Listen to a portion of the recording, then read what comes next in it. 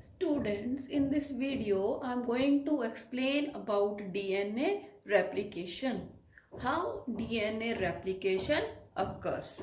Now, as you know that DNA can form a copy of itself.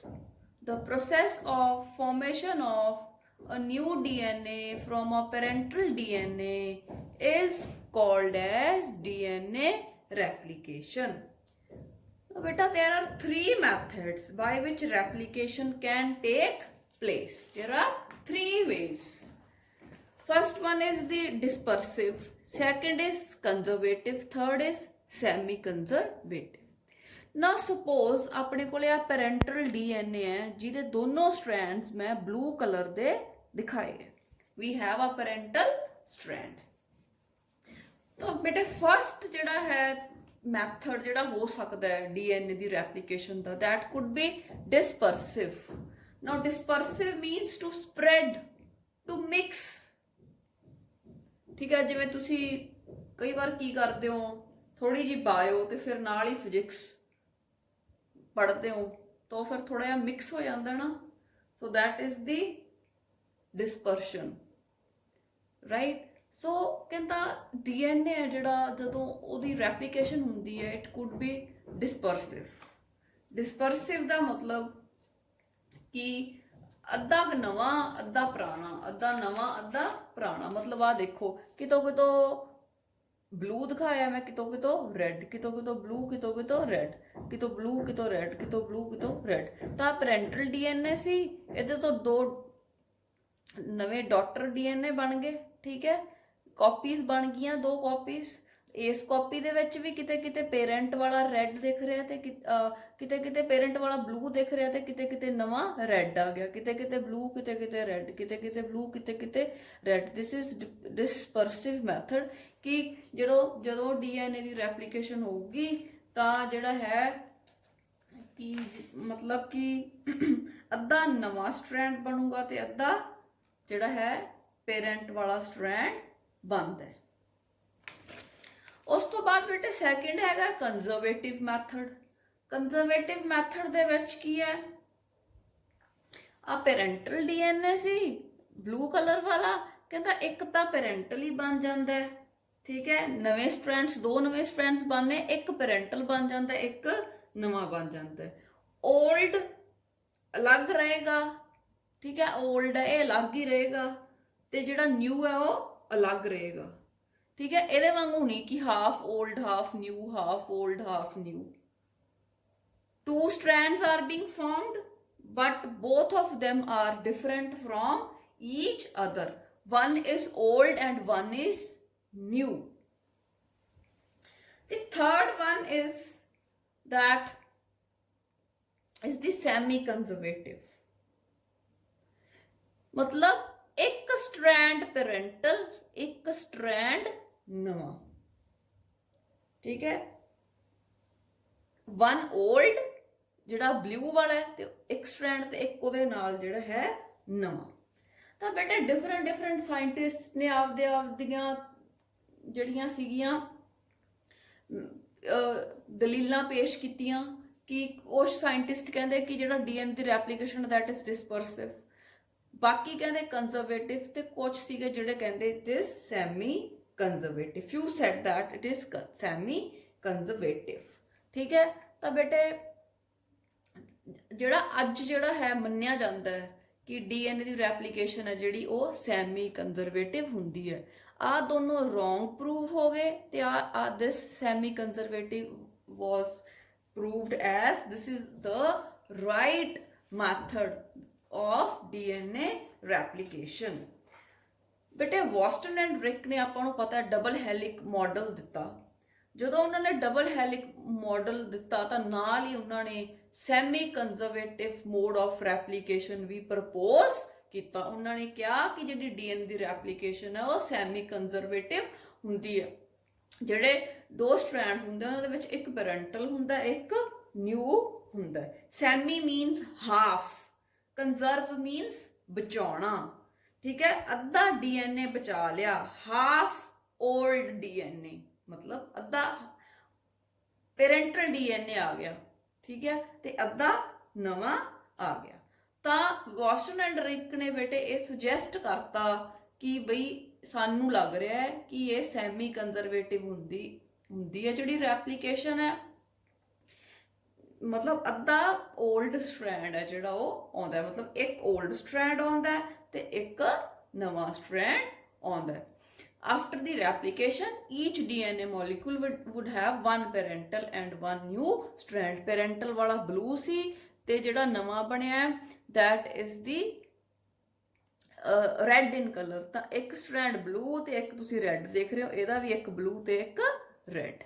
ਠੀਕ ਹੈ, suppose ਆ parental DNA ਸੀ ਤਾਂ ਜਿਹੜਾ ਡਾਟਰ DNA ਬਣਿਆ ਉਹਦੇ ਕੋਲੇ ਇੱਕ ਪੈਰੈਂਟਲ ਸਟ੍ਰੈਂਡ ਤੇ ਇੱਕ new strand. So this is the semi-conservative replication, means half old and half new, क्योंकि दो strands है, एक old एक new in the daughter DNA। ਤਾਂ ਇਹਨਾਂ ਨੇ ਤਾਂ ਬੇਟਾ ਇੱਕ ਆਈਡੀਆ ਦੇਤਾ ਰਾਈਟ ਕਿ ਜਿਹੜਾ ਹੈ DNA ਦੀ ਜਿਹੜੀ ਰੈਪਲੀਕੇਸ਼ਨ ਹੈ that is semi-conservative। To prove this, ठीक है, प्रूव करने लई कि सैमी कंजरवेटिव है कि कंजरवेटिव है कि डिस्पर्सिव है, बेटे साइंटिस्ट आए मिसेल्सन एंड स्टॉल, उन्होंने आपका एक्सपेरिमेंट किया to prove that the DNA replication is semi conservative। now we are going to study about the Michelson and Stall experiment on DNA replication। Matthew Michelson and Franklin Stall, ठीक है, in 1958 they proved semi-conservative model of DNA replication। ਤਾਂ ਬੇਟੇ ਆਪਾਂ ਦੇਖਣਾ ਕਿ ਇਹਨਾਂ ਨੇ ਕੀ ਕੀਤਾ। ਇਹਨਾਂ ਨੇ ਬੇਟੇ ਦੋ ਕਲਚਰ ਮੀਡੀਆ ਪ੍ਰਪੇਅਰ ਕੀਤੇ E. coli ਬੈਕਟੀਰੀਆ ਯੂਜ਼ ਕਰਕੇ। they prepared two culture media of E. coli। in one preparation they put heavy nitrogen and in the second they put nitrogen 14 salts। students Michelson and Stall ने की किया कि उन्होंने E. coli bacteria सी जेड़ा उन्हों grow किया in a heavy isotope of nitrogen।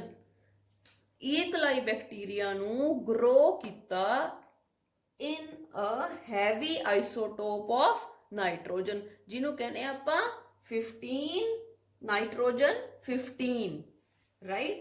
nitrogen 15 is a heavy isotope of nitrogen। ਇਹ radioactive isotope ਨਹੀਂ, heavy isotope of nitrogen ਹੈ। ਇਹਦੇ ਵਿੱਚ ਇਹਨਾਂ ਨੇ E. coli ਨੂੰ grow ਕੀਤਾ।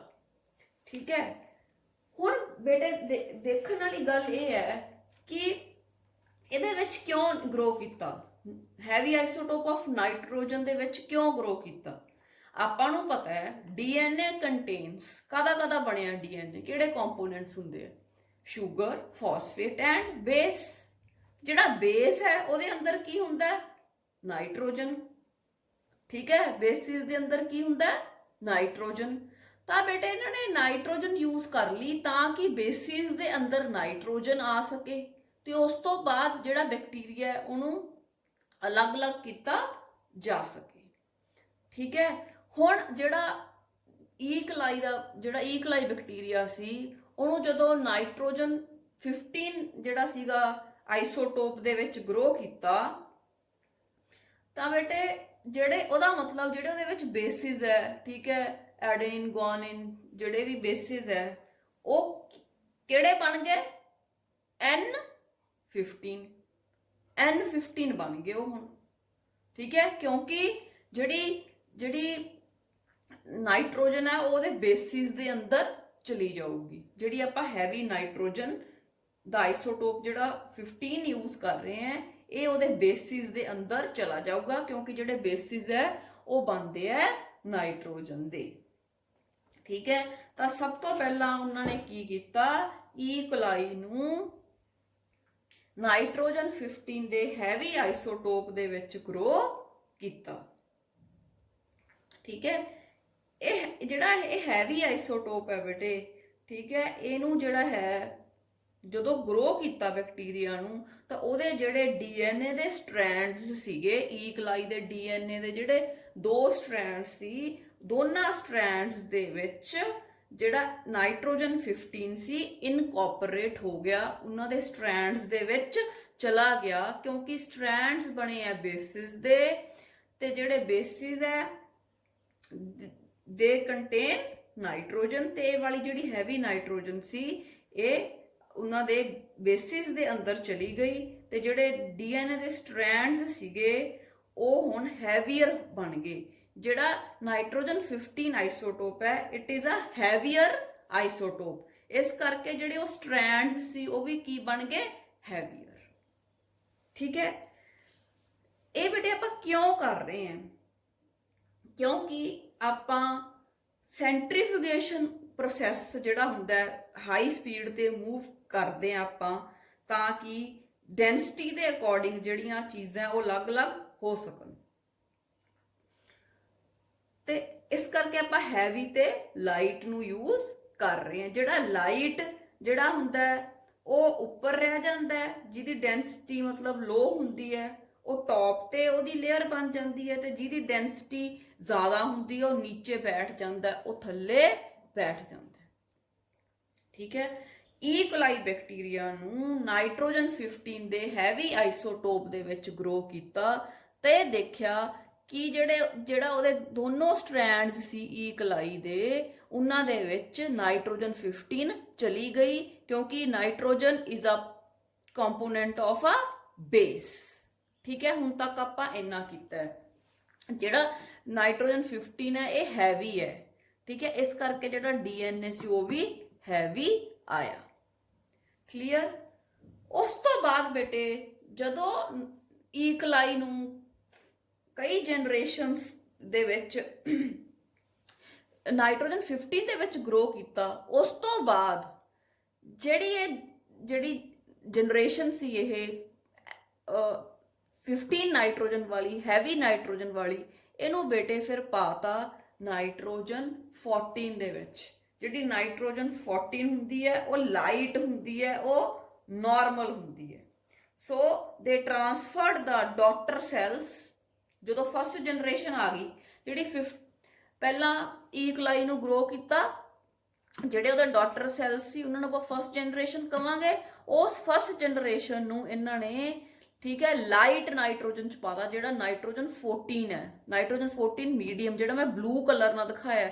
ਜਿਹੜਾ ਹੈਵੀ ਨਾਈਟ੍ਰੋਜਨ 15 ਹੈ ਉਹ ਰੈੱਡ ਕਲਰ ਨਾਲ ਦਿਖਾਇਆ, ਜਿਹੜਾ ਲਾਈਟ ਨਾਈਟ੍ਰੋਜਨ 14 ਹੈ ਉਹਨੂੰ ਬਲੂ ਕਲਰ ਨਾਲ ਦਿਖਾਇਆ। ਪਹਿਲਾਂ ਰੈੱਡ ਕਲਰ ਚ ਗਰੋ ਕੀਤਾ, ਹੈਵੀ ਚ ਗਰੋ ਕੀਤਾ, ਤਾਂ ਲਾਈਟ ਦੇ ਵਿੱਚ, ਲਾਈਟ ਨਾਈਟ੍ਰੋਜਨ 14 ਦੇ ਵਿੱਚ ਉਹਨੂੰ ਪਾਤਾ। ਠੀਕ ਹੈ, ਉਸ ਤੋਂ ਬਾਅਦ ਬੇਟੇ, ਠੀਕ ਹੈ, ਸੀਜ਼ੀਅਮ ਕਲੋਰਾਈਡ ਸੋਲਿਊਸ਼ਨ ਯੂਜ਼ ਕੀਤਾ। ਸੀਜ਼ੀਅਮ ਕਲੋਰਾਈਡ ਜਿਹੜਾ ਹੁੰਦਾ ਹੈ CaCl ਜਿਹੜਾ ਗ੍ਰੇਡੀਐਂਟ ਹੈ, ਜਦੋਂ ਸੈਂਟਰੀਫਿਊਗੇਸ਼ਨ ਹੁੰਦੀ ਹੈ ਤਾਂ ਜਿਹੜਾ ਸੀਜ਼ੀਅਮ ਕਲੋਰਾਈਡ ਹੈ ਇਹ ਇੱਕ ਡੈਂਸਿਟੀ ਗ੍ਰੇਡੀਐਂਟ ਦਾ ਰੋਲ ਪਲੇ ਕਰਦਾ ਹੈ। ਡੈਂਸਿਟੀ ਦੇ ਬੇਸ ਤੇ ਜਿਹੜਾ ਹੁੰਦਾ ਹੈ, ਜਿਹੜਾ ਸੋਲਿਊਸ਼ਨ ਆਫ ਲੋਅਰ ਡੈਂਸਿਟੀ ਹੈ ਉਹ ਟੌਪ ਤੇ ਆ ਜਾਂਦਾ ਹੈ, ਐਂਡ ਜਿਹੜਾ ਸੋਲਿਊਸ਼ਨ ਆਫ, ਜਿਹੜਾ ਆਪਾਂ ਕਹਿ ਸਕਦੇ ਹਾਂ ਹਾਈਐਸਟ ਡੈਂਸਿਟੀ, ਉਹ ਨੀਚੇ ਬੈਠ ਜਾਂਦਾ ਹੈ। ਰਾਈਟ। ਉਸ ਤੋਂ ਬਾਅਦ ਕੀ ਕੀਤਾ, ਠੀਕ ਹੈ ਬੇਟੇ, ਜਦੋਂ ਇਹਦੇ ਵਿੱਚ ਗਰੋ ਕਰ ਲਿਆ ਤੇ ਜਿਹੜੇ ਡੀਐਨਏ ਸਟ੍ਰੈਂਡ ਸੀ ਉਹ ਕਿਸ ਤਰ੍ਹਾਂ ਦੇ ਆਏ, ਉਹ ਹਾਈਬ੍ਰਿਡ ਆਇਆ। ਹਾਈਬ੍ਰਿਡ ਮਤਲਬ ਜਿਹੜਾ ਡੀਐਨਏ ਸੀ ਉਹਦਾ ਇੱਕ ਸਟ੍ਰੈਂਡ ਰੈੱਡ ਹੈ ਤੇ ਇੱਕ ਬਲੂ ਹੈ। Red means heavy nitrogen, means nitrogen 15, ਤੇ ਜਿਹੜਾ ਦੂਸਰਾ ਹੈ ਉਹ ਨਾਈਟ੍ਰੋਜਨ 14, ਜਿਹੜਾ ਬਲੂ ਹੈ ਉਹਨੂੰ ਆਪਾਂ ਲਾਈਟ ਕਿਹਾ। ਤਾਂ ਇੱਕ ਡਾਰਕ ਹੈ ਤੇ ਮਤਲਬ ਇੱਕ ਹੈਵੀ ਹੈ ਤੇ ਇੱਕ ਲਾਈਟ ਹੈ, ਮਤਲਬ ਇੱਕ ਰੈੱਡ ਹੈ ਤੇ ਇੱਕ ਬਲੂ ਹੈ। ਤਾਂ ਇੰਟਰਮੀਡੀਏਟ ਟਾਈਪ ਆਫ ਡੀਐਨਏ ਬਣ ਗਿਆ। ਇੰਟਰਮੀਡੀਏਟ ਡੈਂਸਿਟੀ ਸੀ ਇਹਦੀ, ਕਿਉਂਕਿ ਇਹਦੇ 'ਚ ਇੱਕ ਹੈਵੀ ਸੀ ਤੇ ਇੱਕ ਲਾਈਟ ਸੀ, ਤੇ ਇਹਨੂੰ ਆਪਾਂ ਕਹਤਾ ਹਾਈਬ੍ਰਿਡ। ਠੀਕ ਹੈ। ਉਸ ਤੋਂ ਬਾਅਦ ਅਗਲੀ ਜਨਰੇਸ਼ਨ, ਜਿਹੜੀ ਆਫਟਰ 1 ਜਨਰੇਸ਼ਨ, ਮਤਲਬ 20 ਮਿੰਟਸ ਦੇ ਬਾਅਦ ਜਦੋਂ ਦੇਖਿਆ ਹੈ ਨਾ, ਤਾਂ ਉਦੋਂ ਤਾਂ ਆਪਾਂ ਕੀ ਕਵਾਂਗੇ, ਆ ਜਿਹੜਾ ਈ ਕੋਲਾਈ ਹੈ ਇਟ ਡਿਵਾਈਡਸ ਇਨ 20 ਮਿੰਟਸ। ਠੀਕ ਹੈ। ਇਹਦੇ 'ਚੋਂ ਹੈਵੀ 'ਚੋਂ ਜਦੋਂ ਮੀਡੀਅਮ, ਜਿਹੜਾ ਲਾਈਟ ਸੀ ਉਹਦੇ ਵਿੱਚ, ਲਾਈਟ ਮੀਡੀਅਮ ਦੇ ਵਿੱਚ ਪਾਤਾ N14 ਦੇ ਵਿੱਚ, ਤਾਂ ਫਸਟ ਜਨਰੇਸ਼ਨ ਆ ਗਈ। ਤਾਂ ਫਸਟ ਜਨਰੇਸ਼ਨ ਸੀ ਜਿਹੜੀ ਉਹ ਇੰਟਰਮੀਡੀਏਟ ਸੀ ਜਾਂ ਹਾਈਬ੍ਰਿਡ ਸੀ, ਜਿਹਦੇ ਕੋਲੇ ਇੱਕ ਸਟ੍ਰੈਂਡ ਨਾਈਟ੍ਰੋਜਨ 15 ਦਾ ਸੀ ਤੇ ਦੂਸਰਾ ਸਟ੍ਰੈਂਡ ਨਾਈਟ੍ਰੋਜਨ 14 ਦਾ ਸੀ। ਉਸ ਤੋਂ ਬਾਅਦ ਇੱਥੋਂ ਕੀ ਪਤਾ ਲੱਗ ਗਿਆ ਕਿ ਜਿਹੜਾ ਨਵਾਂ ਡੀਐਨਏ ਬਣਿਆ, ਠੀਕ ਹੈ, ਉਹਦੇ ਕੋਲੇ 1 ਨਿਊ ਸਟ੍ਰੈਂਡ ਹੈ ਤੇ 1 올ਡ ਸਟ੍ਰੈਂਡ ਹੈ, ਰਾਈਟ। ਤੇ ਇੱਥੋਂ ਕੀ ਪਤਾ ਲੱਗ ਗਿਆ ਕਿ it is semi conservative replication, ਮਤਲਬ ਇੱਕ 올ਡ ਸਟ੍ਰੈਂਡ ਹੀ ਰਹਿੰਦਾ, ਰੈਡ ਹੀ ਰਹਿ ਗਿਆ, ਤੇ ਇੱਕ ਨਵਾਂ ਬਣਦਾ। ਫਿਰ ਬੇਟੇ ਉਸ ਤੋਂ ਬਾਅਦ ਸੈਕਿੰਡ ਜਨਰੇਸ਼ਨ ਲਈ ਕੀਤਾ, ਮੀਨਸ ਆਫਟਰ 40 ਮਿੰਟਸ, ਠੀਕ ਹੈ। ਫਸਟ ਜਨਰੇਸ਼ਨ ਲਈ ਕਰ ਲਿਆ, ਉਸ ਤੋਂ ਬਾਅਦ ਉਹਨਾਂ ਨੇ ਫਿਰ 40 ਮਿੰਟਸ ਬਾਅਦ ਕੀਤਾ। ਤਾਂ 40 ਮਿੰਟਸ ਬਾਅਦ ਉਹਨਾਂ ਨੇ ਕੀ ਦੇਖਿਆ ਕਿ ਜਿਹੜਾ ਹਾਈਬ੍ਰਿਡ ਜਿਹੜਾ ਸੀਗਾ ਡੀਐਨਏ ਸੀਗਾ, ਤੇ ਇੱਕ ਹਾਈਬ੍ਰਿਡ ਡੀਐਨਏ ਆਇਆ ਤੇ ਇੱਕ ਲਾਈਟ ਡੀਐਨਏ ਆਇਆ, ਠੀਕ ਹੈ। ਫਸਟ ਸਾਈਕਲ ਦੇ ਵਿੱਚ ਹਾਈਬ੍ਰਿਡ ਆਇਆ ਇੱਕ, ਸੈਕਿੰਡ ਸਾਈਕਲ ਦੇ ਵਿੱਚ ਇੱਕ ਤਾਂ ਲਾਈਟ ਆਇਆ, ਮਤਲਬ ਦੋਨੋਂ ਬਲੂ ਸਟ੍ਰੈਂਡਸ ਆਏ, ਇੱਕ ਹਾਈਬ੍ਰਿਡ ਆਇਆ ਜਿਹਦੇ ਕੋਲੇ ਇੱਕ ਹੈਵੀ ਤੇ ਇੱਕ ਮਤਲਬ ਇੱਕ ਹੈਵੀ ਤੇ ਇੱਕ ਲਾਈਟ ਸਟ੍ਰੈਂਡ ਸੀ। ਫਿਰ ਬੇਟੇ ਉਸ ਤੋਂ ਬਾਅਦ ਜਦੋਂ ਦੇਖਿਆ ਥਰਡ ਸਾਈਕਲ ਦੇ ਵਿੱਚ, ਤਾਂ ਉਹਨਾਂ ਨੇ ਕੀ ਦੇਖਿਆ ਕਿ ਜਿਹੜਾ ਹੈ ਇਨਕਰੀਜ਼ ਹੋ ਰਿਹਾ ਜਿਹੜਾ ਲਾਈਟ ਡੀਐਨਏ ਹੈ, ਤੇ ਜਿਹੜਾ ਹਾਈਬ੍ਰਿਡ ਹੈ ਉਹ ਡਿਕਰੀਜ਼ ਹੋ ਰਿਹਾ। ਲਾਈਟ ਵਾਲਾ ਇਨਕਰੀਜ਼ ਹੋ ਰਿਹਾ ਤੇ ਹਾਈਬ੍ਰਿਡ ਵਾਲਾ ਡਿਕਰੀਜ਼ ਹੋ ਰਿਹਾ। 3 ਲਾਈਟ ਸਟ੍ਰੈਂਡਸ ਆਏ ਤੇ ਇੱਕ ਹਾਈਬ੍ਰਿਡ ਆਇਆ ਜਿਹਦੇ ਕੋਲ ਇੱਕ 15 ਨਾਈਟ੍ਰੋਜਨ ਹੈ, ਇੱਕ 14 ਨਾਈਟ੍ਰੋਜਨ ਹੈ। ਹੁਣ ਇੱਥੋਂ ਕੀ ਲੱਗਿਆ, ਕੀ ਆਪਾਂ ਨੂੰ ਪਤਾ ਲੱਗ ਰਿਹਾ ਕਿ ਜਿਹੜਾ ਪੈਰੈਂਟਲ ਸਟ੍ਰੈਂਡ ਹੈ ਉਹ ਇੱਕ ਜਿਹੜਾ ਇੱਕ ਨਵੇਂ ਡੀਐਨਏ ਦੇ ਵਿੱਚ ਉਹ ਆਉਂਦਾ ਹੈ। Increase in the amount of light DNA and decrease in the hybrid DNA amount can be possible due to semi-conservative mode of replication।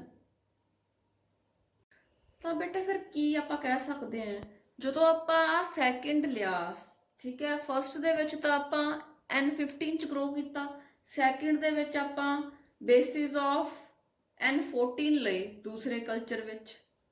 ਹੁਣ ਆਪਣੇ ਕੋਲੇ 2 ਤਰ੍ਹਾਂ ਦੇ ਬੇਸ ਹਨ, 15 ਐਂਡ 14। ਇਹਨਾਂ ਕੋਲੇ 15 ਵਾਲੇ ਸੀ, ਇਹਨਾਂ ਕੋਲੇ 14 ਵਾਲੇ ਹੈ, ਤਾਂ ਇਹਨਾਂ ਨੂੰ ਸੈਪਰੇਟ ਕੀਤਾ ਜਾ ਸਕਦਾ ਨਾ, 14 ਵਾਲਿਆਂ ਨੂੰ ਤੇ 15 ਵਾਲਿਆਂ ਨੂੰ, on the basis of density gradient, right.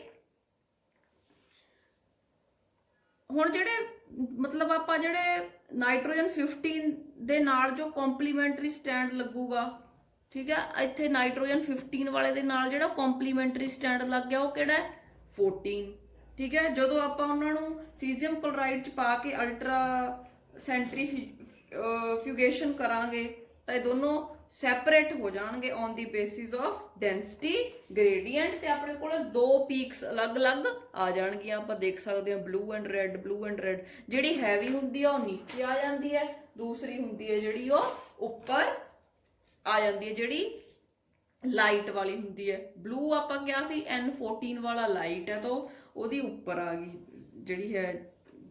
ਤੇ ਜਦੋਂ ਕਹਿੰਦਾ ਵੀ ਜਿਹੜਾ ਇੰਟਰਮੀਡੀਏਟ ਡੈਂਸਿਟੀ ਵਾਲਾ ਹੋਊਗਾ ਇਹਦੀ ਫਿਰ ਵਿੱਚ ਹੀ ਆਊਗੀ, ਕਿਉਂਕਿ ਇਹਦੇ ਕੋਲ ਇੱਕ ਹੈਵੀ ਤੇ ਇੱਕ ਲਾਈਟ ਹੈ।